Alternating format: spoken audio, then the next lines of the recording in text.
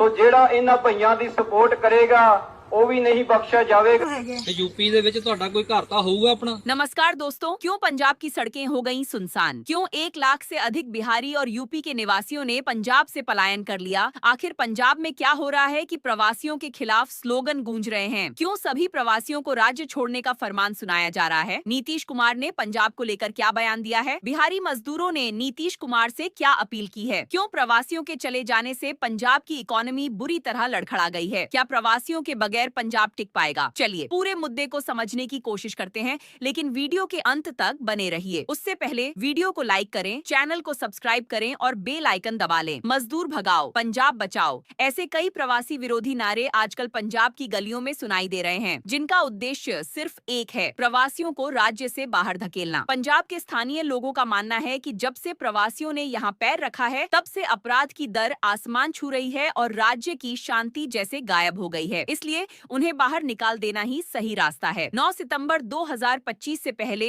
यह सिर्फ पंजाबियों की राय थी, लेकिन उस दिन के बाद यह राय एक जोरदार आवाज बनकर पूरे पंजाब में फैल गई। उस दिन कुछ ऐसा घटित हुआ कि पंजाबियों का गुस्सा प्रवासियों पर फूट पड़ा। दरअसल 9 सितंबर को पंजाब के होशियारपुर में अचानक एक 5 साल का मासूम बच्चा लापता हो गया। वह कुछ देर पहले घर के बाहर खेल रहा था, लेकिन जब माता पिता ने बाहर झांक कर देखा तो वह कहीं नजर नहीं आया। गलियां, मोहल्ले, चौक चौराहे हर जगह तलाश की गई, लेकिन जब बच्चे का कोई सुराग नहीं मिला तो परिवार ने पुलिस की मदद ली। पुलिस ने भी मामले को गंभीरता से लिया और तलाश शुरू की। घर के बाहर की गली में लगे सीसीटीवी फुटेज को जांचा गया तो एक व्यक्ति बच्चे को स्कूटर पर ले जाते हुए दिखा। अगले दिन सुबह 10 बजे बच्चे का शव श्मशान घाट पर बेहद दर्दनाक हालत में पड़ा मिला, जिससे पूरा पंजाब स्तब्ध रह गया। लेकिन यह घटना विरोध में तब बदल गई जब पुलिस ने आरोपी को गिरफ्तार किया और खुलासा किया कि वह उत्तर प्रदेश का निवासी है, यानी एक प्रवासी। बस फिर क्या था, पूरा पंजाब एकजुट होकर प्रवासियों के खिलाफ नारेबाजी करने लगा। प्रवासी भगाओ, पंजाब बचाओ जैसे नारे पंजाब की जमीन पर गूंजने लगे, जबकि यही वह भूमि है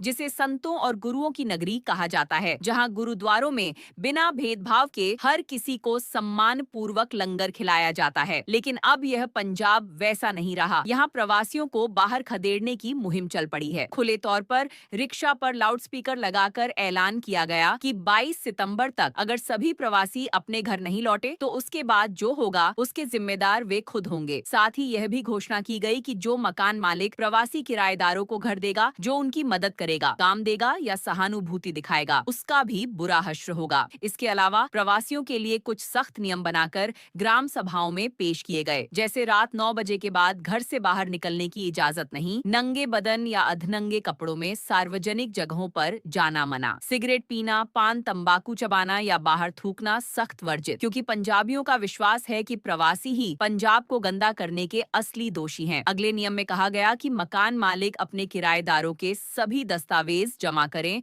और घर किराए पर देने से पहले अच्छी तरह जांच पड़ताल करें। साथ ही गंदगी रोकने के लिए डस्टबिन लगवाएं। ये नियम खास तौर पर बिहारियों और यूपी वालों के लिए बनाए गए थे, जिन्हें पंजाबी भैया कहकर पुकारते हैं, जो सम्मान का नहीं बल्कि अपमान का प्रतीक माना जाता है। यह शब्द प्रवासियों को अलग दिखाने के लिए इस्तेमाल होता है। हालांकि प्रवासी भी सालों से इस भेदभाव को महसूस करते आ रहे हैं, लेकिन मजबूरी, परिवार का पालन पोषण और गरीबी की वजह से वे चुपचाप पंजाब में गुजारा कर रहे थे। लेकिन अब जब पानी सिर से ऊपर गुजर गया है और उन्हें खुले तौर पर राज्य से बाहर जाने की धमकी मिल रही है, तो वे भी मजबूरन अपने राज्य लौटने को तैयार हो गए हैं। पंजाबियों के प्रवासी विरोधी ऐलान के बाद बड़ी संख्या में प्रवासी पंजाब छोड़कर अपने घरों की ओर रवाना हो गए। इससे सड़कें, चौराहे, फैक्ट्रियां सूनी हो गईं, लेकिन बस स्टैंड और रेलवे स्टेशन लोगों की भीड़ से भर गए। रिपोर्ट्स के मुताबिक अब तक 1 लाख से ज्यादा प्रवासी बिहार, उत्तर प्रदेश और अन्य राज्यों में वापस जा चुके हैं,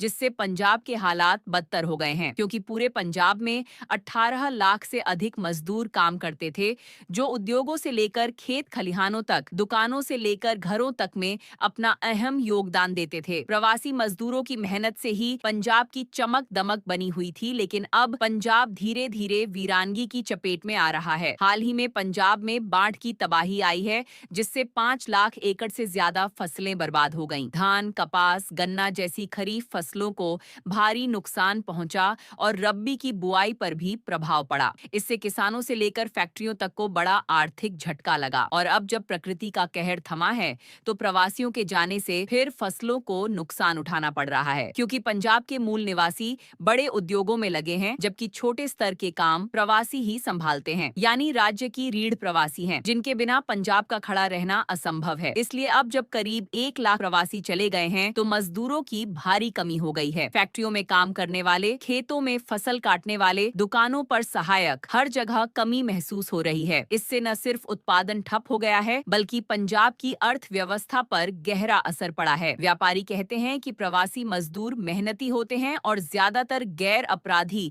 स्वभाव के, इसलिए उनके साथ काम करना आसान रहता है। पंजाब के उद्योग जगत का कहना है कि असंगठित क्षेत्र में प्रवासी ही मुख्य हैं और यही स्थिति खेती की भी है। बुआई और कटाई का बड़ा हिस्सा इन्हीं पर निर्भर है। उद्योग जगत और सामाजिक संगठनों ने चिंता जताई है कि अगर प्रवासियों के खिलाफ विरोध जारी रहा तो अन्य राज्यों से रिश्ते बिगड़ सकते हैं। पंजाब से जाने वाले सामान की सप्लाई रुक सकती है और निर्यात प्रभावित होगा। पंजाब का यह व्यवहार देखकर अन्य राज्य भी पंजाबियों के साथ वैसा ही कर सकते हैं। दरअसल पंजाब के 50 लाख से ज्यादा लोग खुद देश के विभिन्न हिस्सों और विदेशों में कमाने गए हैं। ऐसे में प्रवासियों को निकालने की कोशिशें पंजाबियों के लिए भी खतरा बन सकती हैं। इसलिए यह प्रवासी विरोधी आंदोलन न सिर्फ अमानवीय है, बल्कि असंवैधानिक भी। भारत एक संघीय देश है, जहां संविधान किसी राज्य को दूसरे राज्यों के नागरिकों को बाहर निकालने का अधिकार नहीं देता, लेकिन पंजाब में संविधान के विपरीत फैसले हो रहे हैं, जो राज्य के लिए बड़ा खतरा साबित हो सकते हैं। वर्ल्ड माइग्रेंट फोरम ने पंजाब के मुख्यमंत्री भगवंत मान से अपील की है कि प्रवासियों के खिलाफ चल रही इस मुहिम को तुरंत रोका जाए। फोरम के प्रमुख बालजीत जिंदल का तर्क है कि अगर सरकार ने जल्द कदम नहीं उठाया तो मजदूरों के साथ साथ